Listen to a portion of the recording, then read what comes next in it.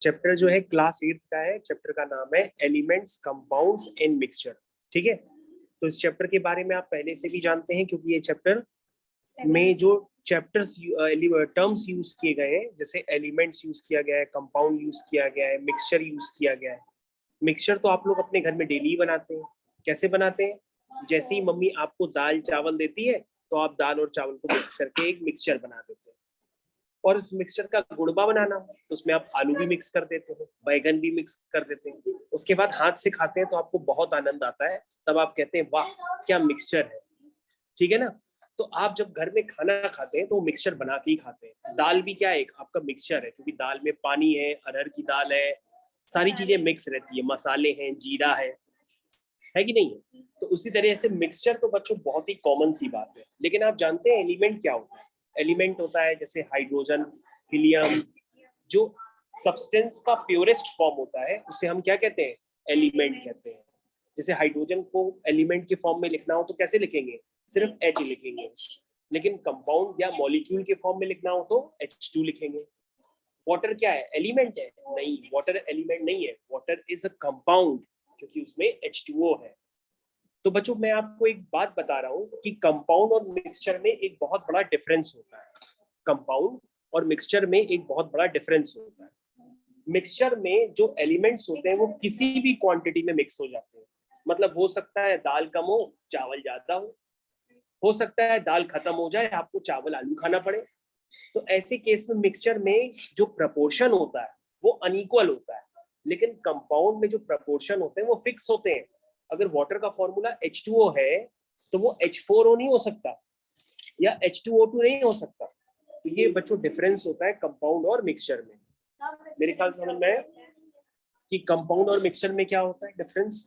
तो मिक्सचर में क्या होता है, जो एलिमेंट का कॉम्बिनेशन होता है वो किसी भी रेशियो में हो सकता है।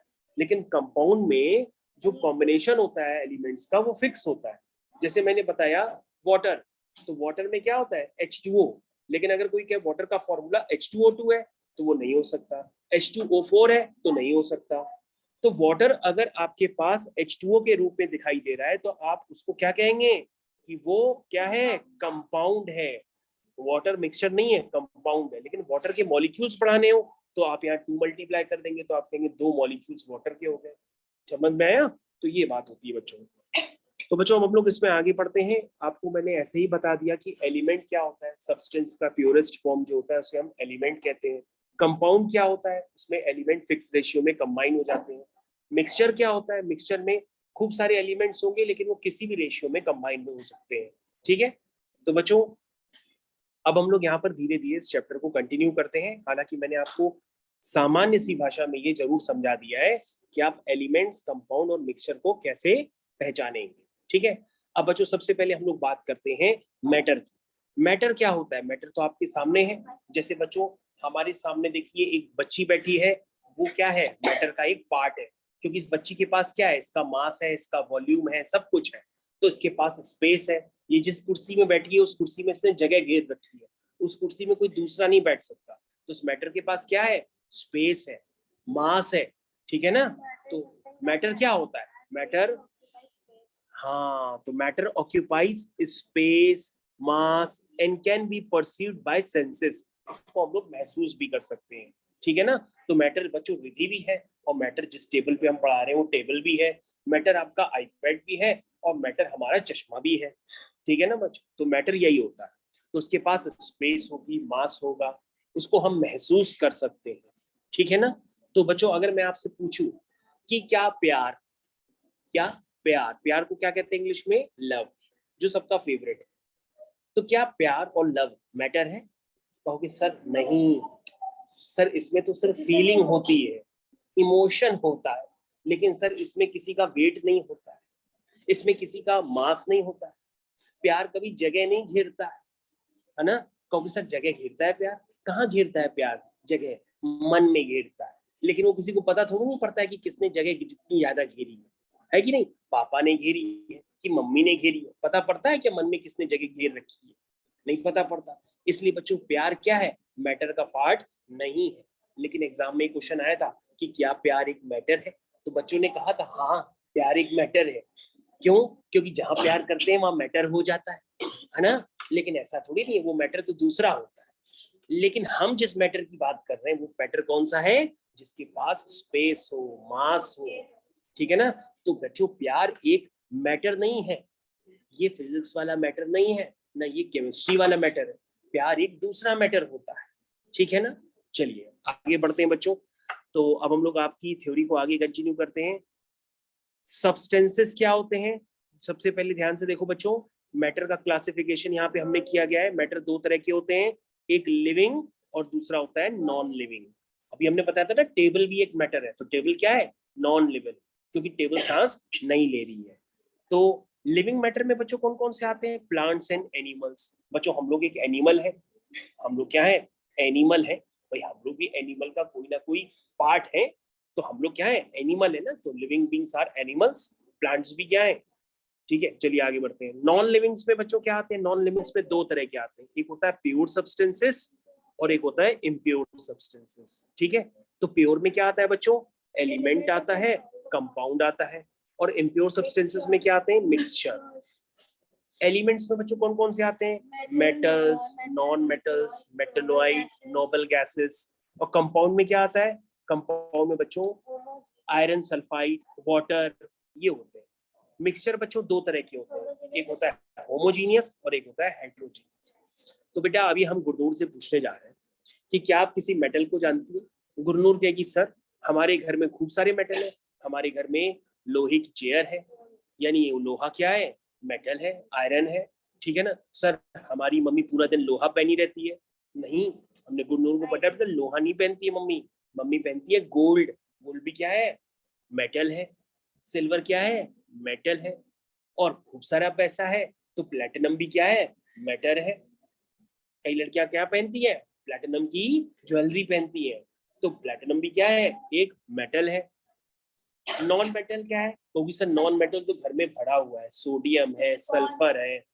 लेकिन बच्चों मेटलॉइड क्या होता है? मेटलॉइड होता है जिसमें मेटल और नॉन मेटल दोनों के कैरेक्टर होते हैं, जैसे कि सिलिकॉन। क्या आप कोई दूसरा मेटलॉइड बता सकते हैं? नहीं। मेटलॉइड में जैसे सिलिकॉन होता है, जर्मेनियम होता है, लेकिन आपके कोर्स में सिर्फ सिलिकॉन ही तक आता है, इसलिए इन्होंने सिलिकॉन लिखा है। सिलिकॉन का सिंबल जानते हैं? SI। बहुत बढ़िया जवाब। सिलिकॉन का एटॉमिक नंबर क्या होता है? 14। और एटॉमिक नंबर क्या होता है? 14। और सिलिकॉन का सिंबल SI है।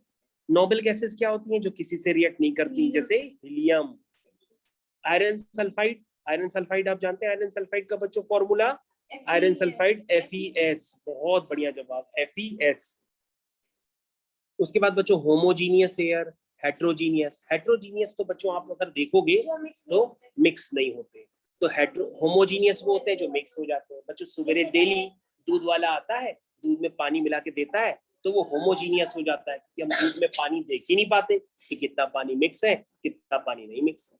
तो बच्चों अपने बेटे दीप की बात करते हैं। दीप क्या करता है? हमेशा जिस तेल को हम बालों में लगाते हैं उस तेल में पानी मिक्स कर देता है और कहता है मैंने पानी नहीं मिक्स किया। और मैं दीप को दिखाता हूँ कि तुम देखो दीप, तुमने पानी मिक्स किया है, क्योंकि वो उसमें पानी डिसॉल्व नहीं होता, तेल में अलग अलग लेयर्स बन जाती हैं और दिखाई देने लगता है। तो दीप क्या करता है? नहाते समय हेट्रोजीनियस मिक्सचर बनाता है। किसका? ऑयल और वाटर का बनाता है ना। तो ऑयल और वाटर का क्या होता है? Heterogeneous mixture.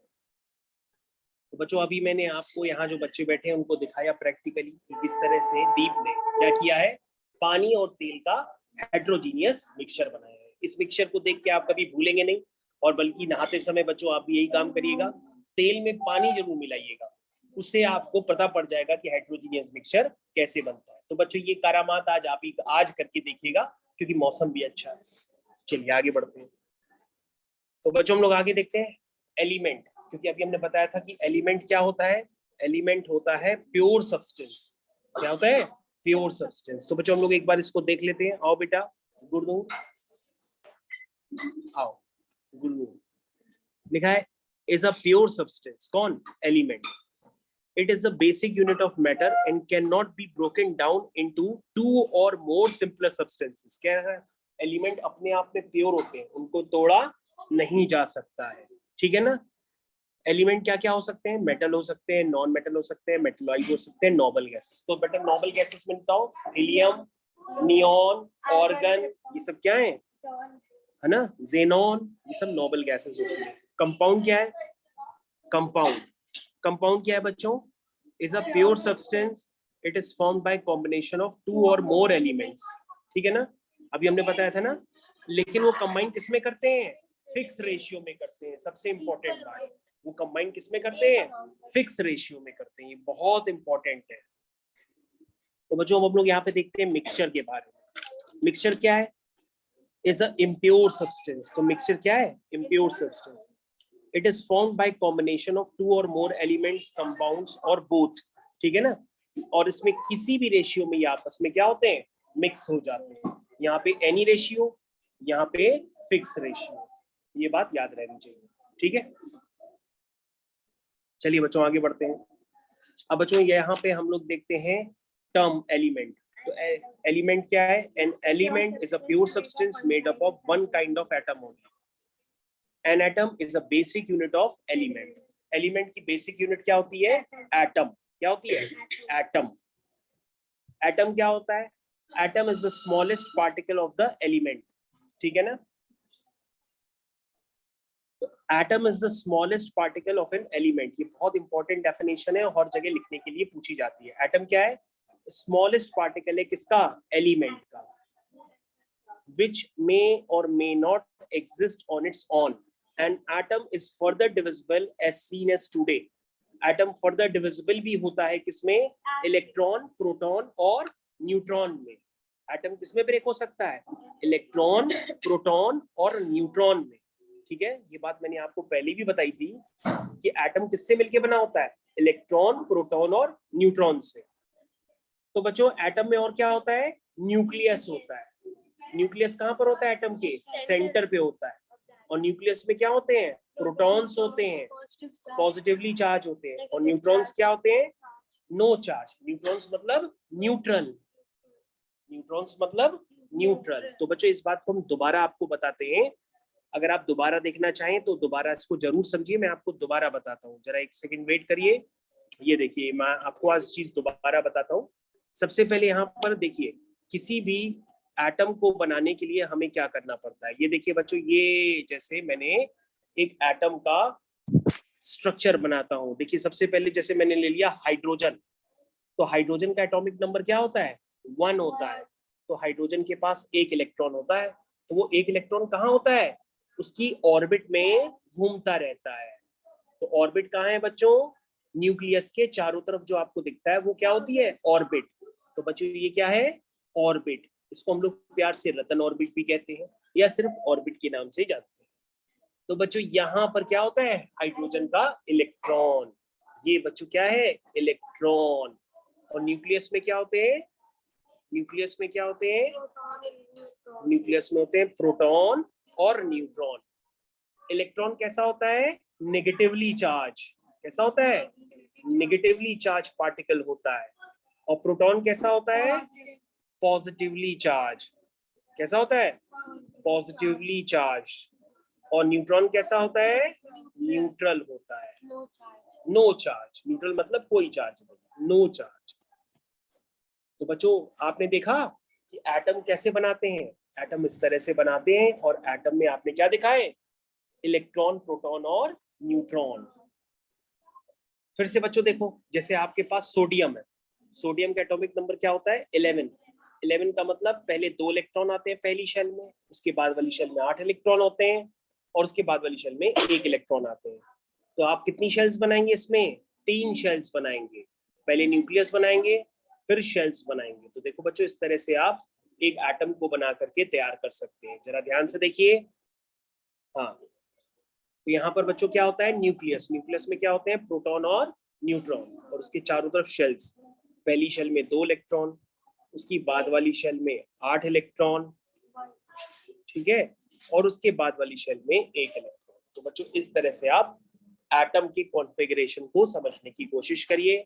और आपको याद रखना होगा कि पहली शेल में 2 से ज्यादा इलेक्ट्रॉन नहीं आते हैं, दूसरी शेल में 8 से ज्यादा इलेक्ट्रॉन नहीं आते हैं, और तीसरी शेल में फिर चालू हो जाते हैं, और तीसरी शेल में भी 8 से ज्यादा इलेक्ट्रॉन नहीं आते हैं। ठीक है बच्चों, आप किसी का भी बना सकते हैं, जैसे सिलिकॉन का बना लीजिए। सिलिकॉन का एटॉमिक नंबर क्या होता है? 14। तो पहली शेल में 2 इलेक्ट्रॉन, दूसरी शेल में 8 इलेक्ट्रॉन, बचे हुए इलेक्ट्रॉन तीसरी शेल में। इस तरह से बच्चों आप इसको कंप्लीट कर लेंगे।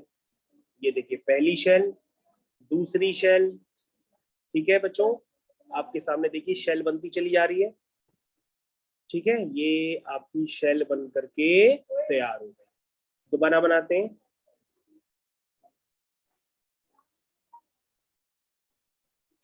ये बच्चों बन के तैयार हो गया। ठीक है, अब ध्यान से देखिए बच्चों, सिलिकॉन के सबसे पहले न्यूक्लियस बनाया। न्यूक्लियस में होते हैं प्रोटॉन और न्यूट्रॉन, उसके चारों तरफ इलेक्ट्रॉन। पहली शेल में 2 इलेक्ट्रॉन, उसके बाद वाली शेल में 8 इलेक्ट्रॉन है। 2 के बाद 8 लिखा हुआ है, और उसके बाद 4 इलेक्ट्रॉन। तो बच्चों इस तरह से आप अरेंजमेंट करते हैं। समझ में आया? मेरे ख्याल से सभी बच्चों को समझ में आ गया कि हम एटम में क्या करते हैं। देखो बच्चों, बहुत बड़ी स्क्रीन कर दी है, अब आपको नजर आना चाहिए कि एटम में सबसे अंदर क्या होता है। ये होता है न्यूक्लियस। ठीक है ना? और न्यूक्लियस में क्या होते हैं? प्रोटॉन और न्यूट्रॉन। न्यूक्लियस सेंटर पे होता है, और उसके चारों तरफ क्या होती हैं? ऑर्बिट। इस ऑर्बिट में देखो बच्चों, ये गोल गोल बने हैं ना, इन गोल गोल को क्या कहते हैं? इलेक्ट्रॉन्स। क्या कहते हैं? इलेक्ट्रॉन्स। और बच्चों पूरे स्ट्रक्चर का क्या नाम है? एटम। इस पूरे स्ट्रक्चर का क्या नाम है? एटम। समझ में आया बच्चों? तो बच्चों ये बीच बीच में जो आप गोले गोले देख रहे हैं, रसगुल्ले की तरह पड़े हैं, ये सब क्या है? इलेक्ट्रॉन। ठीक है, तो बच्चों इसमें छेना बर्फी नहीं है, इसमें गोल गोल क्या होते हैं? रसगुल्ले। ठीक है, ओके। तो जो गोल गोल आपको दिखाई दे रहे हैं रसगुल्ले की तरह, वो क्या है? इलेक्ट्रॉन। तो बच्चों ये देखो की पॉइंट सारे लिखे हुए हैं, अब आप भूलिएगा नहीं, की पॉइंट्स आपकी स्क्रीन पे दोबारा आ गए। Atom is the smallest particle of an element which may और may not exist on its own. अगर आप ये पॉइंट नहीं भी लिखें तो भी चलेगा, लेकिन ये जरूर लिखिएगा कि atom is the smallest particle of an element. यानी एलिमेंट का सबसे छोटा पार्ट क्या होता है? एटम। और एटम फर्दर डिविजिबल होता है किसमें? इलेक्ट्रॉन, प्रोटॉन और न्यूट्रॉन में। और एटम में सेंटर पे क्या होता है? न्यूक्लियस होता है। ठीक है ना? और बच्चों यहाँ पे हमने एक बताया था, ऑर्बिट लिखा है सराउंड। ऑर्बिट क्या करते हैं? न्यूक्लियस को चारों तरफ सराउंड करते हैं, जिसमें निगेटिवली चार्ज इलेक्ट्रॉन्स घूमते रहते हैं। ठीक है बच्चों, अब बच्चों हम लोग आते हैं एलिमेंट्स के क्लासिफिकेशन में। देखो बच्चों, कितने सारे बाबा जी हमारे एलिमेंट्स बना के गए हैं। तो बच्चों ये बाबा जी की फोटो मैं बड़ी कर देता हूँ, आप पहचानिए कौन है। हो सकता है किसी के दादाजी हो किसी के बाबा जी हो, कोई भी हो सकते हैं, लेकिन इनका असली नाम क्या है? इसका नाम है जॉन डॉल्टन। क्या नाम है इसका? John Dalton. ठीक है ना बच्चों? तो इसका असली नाम है जॉन डॉल्टन। और वैसे बच्चों, जॉन डॉल्टन आपको जिसने भी बताया हो, वो मेरे को पता नहीं क्यों बताया है, लेकिन इनका हमारे हिसाब से सही नाम क्या होना चाहिए था? इनका हमारे हिसाब से सही नाम होना चाहिए था मेंडलीव। क्या नाम होना चाहिए था? मेंडलीव। ठीक है बच्चों? तो बच्चों अगर आपके स्कूल में जॉन डॉल्टन नाम बताया गया है, तो स्कूल वाली मैम को कहिएगा कि मैम इनका सही नाम जॉन डॉल्टन नहीं है, इनका सही नाम है मेंडलीव। क्या नाम है? मेंडलीव। क्योंकि मेंडलीव ने क्या बनाई है? आपकी मॉडर्न पीरियोडिक टेबल। ये है मॉडर्न पीरियोडिक टेबल, और उसमें क्या किया गया है? एलिमेंट्स का अरेंजमेंट किया गया है। क्या किया गया है? एलिमेंट्स का अरेंजमेंट। तो देखो सबसे पहले बच्चों फिर से आप देखिए, hydrogen, helium, lithium, beryllium, boron, carbon, nitrogen, oxygen, fluorine, neon, sodium, magnesium, aluminium, silicon, phosphorus, sulphur, chlorine, organ, potassium, calcium. तो देखा बच्चों 20 एटॉमिक नंबर्स तक इन भाई साहब ने हम लोग को एलिमेंट्स को रिप्रेजेंट करना सिखाया। बच्चों किसी भी एलिमेंट को जब हम लिखते हैं, जैसे इन्होंने लिखा नाइट्रोजन, तो ऊपर हम लिखते हैं उसका एटॉमिक नंबर, और नीचे हम लिखते हैं उसका मास नंबर। किसी भी एलिमेंट्स को अगर हम लिखते हैं तो बच्चों आपको ध्यान देना होगा, ऊपर होता है उसका एटॉमिक नंबर और नीचे क्या होता है? Mass number. तो नाइट्रोजन का एटॉमिक नंबर है 7 और मास नंबर है 40। तो बच्चों आपने देखे आपके पास यहाँ पर क्या क्या है? आपने देखा इसमें मेटल्स है। तो मेटल्स बच्चों पता है कहाँ होते हैं? पीरियोडिक टेबल में लेफ्ट हैंड साइड पे क्या होते हैं? मेटल्स। क्या होते हैं? मेटल्स। तो बच्चों मेटल्स देखो ज्यादातर आपको मिलेंगे lithium, beryllium, sodium, magnesium, potassium, calcium, aluminium, ये मेटल्स हैं। Metalloids boron, silicon. Non metals carbon, nitrogen, oxygen, fluorine, phosphorus, sulphur, chlorine. और नोबल गैसेस बच्चों की थोड़ी देर पहले बताई थी, हीलियम, नियोन, ऑर्गन, जेनॉन, ये जेनॉन का सिंबल होता है। फिर क्रिप्टन, क्रिप्टन का सिंबल होता है। तो आप सिर्फ हीलियम, नियोन, हाँ। तो बच्चों आप इन आदमी को फिर से पहचान लीजिए, ये आदमी आपको परेशान करने के लिए तैयार है। इसका नाम है मेंडलीव। क्या नाम है? मेंडलीव। मेंडलीव ने ही इन एलिमेंट्स को अरेंज किया था। क्यों अरेंज किया था? ताकि हमें स्टडी क्या हो जाए, एलिमेंट्स की आसान हो जाए। ठीक है ना? जैसे आपको मैं एक बात बताता हूँ, देखिए जो कार्बन की जिस बच्चे ने स्टडी कर ली होती है, तो वो जो कार्बन की स्टडी कर लेता है, तो वही स्टडी सेम किसके लिए होती है? सिलिकॉन के लिए होती है ना? जो बच्चा नाइट्रोजन की स्टडी कर लेता है, वही सेम स्टडी फॉस्फोरस की होती है। जैसे नाइट्रोजन क्या बनाता है? अमोनिया। तो फॉस्फोरस क्या बनाता है? फॉस्फीन। देखो सेम कंपाउंड बन रहे हैं, इसीलिए स्टडी सेम हो जाता है। ऑक्सीजन क्या बनाता है? H2O। और ऑक्सीजन के नीचे क्या है? सल्फर। सल्फर क्या बनाएगा? H2S। देख रहे हो बच्चों कंपाउंड्स में सिमिलैरिटी। इसलिए बच्चों उनको अरेंजमेंट किया गया है, क्योंकि अरेंजमेंट से पढ़ाई लिखाई आसान हो जाती है। क्या हो जाती है? आसान हो जाती है। तो बच्चों हम लोग आगे कंटिन्यू करते हैं। यहाँ पे एलिमेंट्स के बारे में और भी कुछ बताया गया है कि एलिमेंट्स की जो प्रॉपर्टीज वगैरह है, तो आप इनको अपने आप से पढ़ सकते हैं। लेकिन बच्चों स्कूल में जो पूछा जाता है, वो जो क्या पूछा जाता है, ध्यान से देखिएगा। स्कूल में ये पूछा जाता है एक्सेप्शंस। क्या पूछे जाते हैं? एक्सेप्शन। जैसे मरकरी, क्या है? मरकरी। तो मरकरी क्या होता है? मरकरी होता तो मेटल है, लेकिन वो रूम टेम्परेचर पे क्या होता है? लिक्विड होता है। All metals are solid at room temperature, लेकिन मरकरी एक ऐसा लौता मेटल है कि जो रूम टेम्परेचर पे क्या होता है? लिक्विड होता है। तो बेटा ये क्या है? एक्सेप्शन है। दूसरा क्या है? जिंक। क्या है? जिंक। ध्यान से देखिए, बोलो जिंक। जिंक क्या है? A metal is a non malleable, non ductile. तो मेटल की प्रॉपर्टी क्या होती है? वो मेलिएबल होते हैं, पीटने पर फैल जाते हैं, तारों की तरह लंबे हो जाते हैं। लेकिन बेचारा जिंक ऐसा है कि जो नॉन मेलिएबल है, नॉन डक्टाइल है। आयोडीन क्या होता है? आयोडीन क्या होता है? एक नॉन मेटल होता है, ठीक है, और लस्ट्रस होता है। ग्रेफाइट क्या होता है? नॉन मेटल होता है, लेकिन good conductor of heat and electricity होता है। वैसे तो मेटल्स होते हैं good conductor of heat and electricity, लेकिन ग्रेफाइट क्या है? नॉन मेटल, तो भी क्या है? वो good conductor of heat and electricity. तो बच्चों ये एक्सेप्शन स्कूल में जरूर पूछे जाते हैं। तो मरकरी, मरकरी याद रखिए, जिंक याद रखिए, आयोडीन याद रखिए, ग्रेफाइट याद रखिए। तो बच्चों अगर आप इनको याद रखेंगे तो हमारे देश का भला होगा। बाकी बच्चों डिफरेंसेस कोई भी लिख सकता है। इनकी डेंसिटी हाई होती है, इनकी डेंसिटी लो होती है, ठीक है ना? ये डिफरेंसेस कोई भी लर्न कर सकता है आराम से। ठीक है बच्चों, तो इन डिफरेंसेस को आप जरूर से पढ़ लीजिए। उसके बाद यहाँ पे ध्यान से देखिए, मेटलॉइड्स, नोबल गैसेस, ठीक है। तो मेटलॉइड्स में क्या है? एलिमेंट्स, ठीक है बच्चों। ये जो डिफरेंसेस है मेटलॉइड नोबल गैसेस में, ये आप खुद से भी कर सकते हैं। उसके आगे देखिए क्या है बच्चों, उसके आगे आपके पास सिंबल्स दिए गए हैं। सिंबल्स भी आपको प्रिपेयर करने होते हैं। जैसे बच्चों कुछ यहाँ पे अजीबोगरीब टाइप के सिंबल भी हैं। जैसे मैं आपसे पूछूं टंगस्टन का सिंबल क्या होता है? टंगस्टन एक मेटल होता है, उसका सिंबल होता है डब्लू। क्या होता है? डब्लू। तो बच्चों जब आप एयरपोर्ट पे जाते हैं तो वहाँ पे वेस्ट साइड का सिंबल होता है, वहाँ पे होता है डब्लू, होता है ना डब्लू। तो डब्लू क्या होता है? टंगस्टन का सिंबल होता है। टंगस्टन पता है कहाँ होता है? टंगस्टन होता है बहुत बढ़िया, बल्ब के फिलामेंट में होता है। बहुत बढ़िया बच्चे ने जवाब दिया। बल्ब के फिलामेंट में जो तार होती है वो कौन सी यूज होती है? टंगस्टन। बहुत बढ़िया जवाब। तुम्हारा बेटा बच्चा पक्का तुम डॉक्टर बनोगे। चलो चलो। तो बच्चों प्लैटिनम का सिंबल क्या होता है? पीटी। ये देखो पीटी है प्लैटिनम का सिंबल। तो मम्मी क्या पहनती है? गोल्ड। गोल्ड का सिंबल क्या होता है? एयू। एयू का मतलब होता है औरम। न याद रख पाए तो कहिए औरत, औरत से बनता है औरम। सिल्वर क्या होता है? एजी।